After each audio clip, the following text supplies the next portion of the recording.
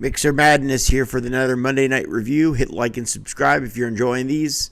Week 79, the 207th episode of Monday Night Raw in its history. Ratings for this Raw were a 2.8, which is a lot higher than usual, and a 3.4 for Nitro. So a big week for wrestling this week of April 21st, 97.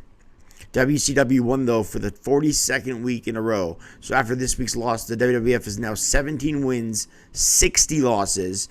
True draws all time through the 79 weeks of the Monday Night War. This Raw came for you from New York's Broome County Arena in Bennington, New York, on April the 21st, 97. Vince King and JR are on commentary. This is the first Raw ever with all red ropes, and WWF event ever as with all solid red ropes. The last red, white, and blue rope event is In Your House Revenge of the Taker, which was the night before this Raw. So this is the Raw after In Your House Revenge of the Taker. They open the show with the Undertaker having the flame ball in Paul Bearer's eyes from the Taker-Mankind match from the night before. We open up this Raw with all the red ropes, solid new Raw is War banners hanging from the top. Raw is War it's about 2 months old now as a concept, but now we have Raw is War banners above the ring. And the thorn in your eye entrance is now comfortable, and now it's been a month or two in now, so everybody knows the pyro going off at the beginning with the thorn in your eye. So it's getting more Attitude Era-esque. But now the whole ring is red ropes, solid for Raw. So that, I don't know, that's a little detail, but it's a big detail for me. It shows that WWF is serious about the new direction they're taking. Stone Cold Steve Austin even opens up the show with McMahon in the ring. So how apropos is that? That's a sight we got used to seeing. Austin says the first thing he wants McMahon to do is to shut his stinking hole. McMahon says Austin is in line to face the next champion, The Undertaker, in Your House, A Cold Day in Hell, with Taker as the champ. This is sort of a new beginning, as I said, with Austin and McMahon in the ring at the start of the show. They ended the show this way, too. Austin calls out Brett for a rematch from the night before. Bulldog and Owen got involved the night before, so there was a disqualification finish. And Austin said there was no resolution, so he wants Brett to bring his ass down for a street fight right now. He put a 30-second timer on the Titantron, and Brett didn't show up for the 30 seconds. So Austin says, I knew you wouldn't show up, so I'm going to come back and get you.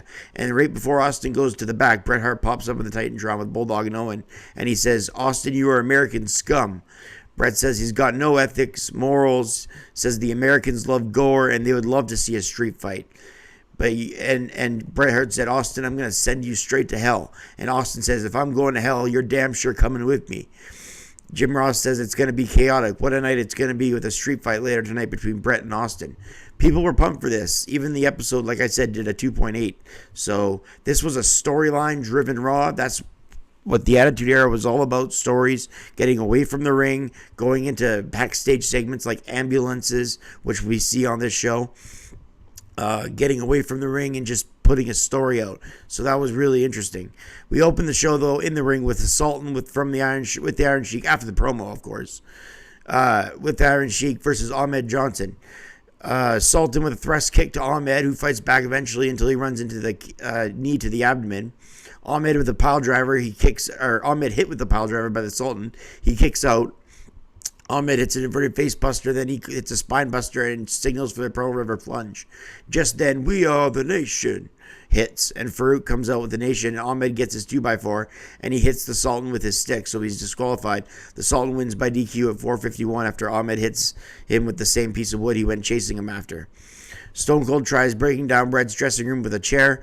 McMahon introduces Shamrock on commentary. Shamrock will take on Vader at In Your House, A Cold Day in Hell. They show Vader in court in Kuwait after an interview said the wrestling was fake. Shamrock says he wants to challenge Mike Tyson at some point. Shamrock calls Tyson a bully on commentary. Austin's glass theme hits. Not really a big pop, but there's a pop after he enters the curtains. So it took the fans a while to actually pop when the glass theme hit. Bret Hart takes on Stone Cold in a street fight. Bret Hart hesitant to come to the ring because Bulldog and Owen jump Austin, and then they just get him a head start. Jim Ross says the Hart Foundation apparently got the job done as Austin's shirt was ripped off. He's in jeans. Bret came to the ring with his shirt and jeans as well. He didn't want his pink and black attire for the street fight. Bret and Austin go at it. Bret is eventually put into the sharpshooter by Austin as he beats him up with a steel chair. Austin wouldn't let go of the sharpshooter, and we end this match with a no contest at 8 minutes. Austin wouldn't let the sharpshooter go, and Brett and Owen then are verbally outraged that Austin tried to broke his leg. I give the street fight 2.5 stars. Monsoon says backstage Austin's out of control, and he goes, "You damn right." And Monsoon says, "I want your ass out of this arena." And Austin says, "I'm cutting you a break," and he left the arena for now. Raw's Pyros go off for the second hour. Tiger Ali Sang takes on Salvatore Sincere. Ali Sang won the second ever Kuwaiti Cup. If you remember, the year before, Ahmed Johnson won it in '96. This was a boring match. The fans did not like it at all. Tiger Ali Sang, there was even a boring chant, I do believe. Tiger Ali Sang won with a spinning heel kick at 4:43. I gave it a star. Backstage, they put Brett in the ambulance, and Austin jumps him inside the ambulance as he pretended to be the driver. Owen and Bulldog then asked him to get the hell out of here. Fans cheered Austin as he jumped Brett in the ambulance. Bulldog and Austin said, "We're going to kill him tonight." They didn't say that like out loud into the microphone, but they just kind of lipped it to each other. They're like, "Oh, I'm going to kill this guy." This was great as, again, Raw was going away from their comfort zone in the ring with just a promo or a match. Rockabilly with the Honky Tonk Man took on Jesse James. Rockabilly, of course, is a new experiment Billy Gunn was trying to get over. It wouldn't get over, just like the Mr. Ass character never got over. They talk about how Bret Hart was on The Simpsons the night before. Rockabilly with a shake, battle, and roll, and he wins at 8:48. I gave it a star. Jesse James is attacked by the Honky Tonk Man after he broke a guitar on him after the match. HBK went face-to-face with Austin backstage. Earlier, HBK helped clear the ring when Bulldog and Owen were attacking Austin. He came out with a chair and prevented that, so him and Austin got into a verbal fight.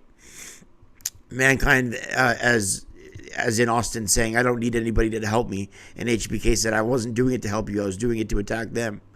Mankind then comes out with a demented tone. His music played as he cut a promo. He's telling Colbert that he smelt the burnt flesh last night and he wants him to get better. Then the Undertaker defended the world title against Hunter Hearst Helmsley with China for the WWF title. Undertaker in this non-title match takes it to Triple H with Old School. Taker and Triple H brawl on the outside. Back in the ring, a trapezius hold to Hunter. Helmsley back in with the camel clutch to the dead man. Undertaker with a choke slam to Helmsley. Mankind came to the ring with a blowtorch. Taker hit by Mankind with the blowtorch, not flaming, but just the tank portion. Then he tries to ignite the blowtorch. He gets it started, but Taker grabbed Mankind by the throat. They brawl to the outside. Goldust and Marlena all of a sudden jump both China and Triple H, and they're in different attire. Goldust isn't on gold, no makeup, and Marlena has a hat on and dressed completely differently. Taker retains the gold when he wins at 12:30 by DQ. Pretty good match, rated at 2 stars and a quarters. After the match, there was more brawling. That does it for the match portion of the show. To close the show, Stone Cold comes to the ring for a segment. Austin opened up the show and he closes it. McMahon tells Austin that Brett was sent to the hospital as the crowd cheer. Austin said he told the world that he'd sent Brett's ass to Canada, and that's exactly what he did. Austin then rips the fans for cheering him and says, "You can come with your Austin 316 signs, but it don't mean a damn." Then the Bulldog and Owen jumped Austin because Austin's going to be the heel versus Undertaker, so he's still trying to play a heel. But he's more of a tweener here. HBK then saves Austin for the second time tonight with a chair as Owen and the Bulldog had jumped Austin. HBK cleared the ring of them.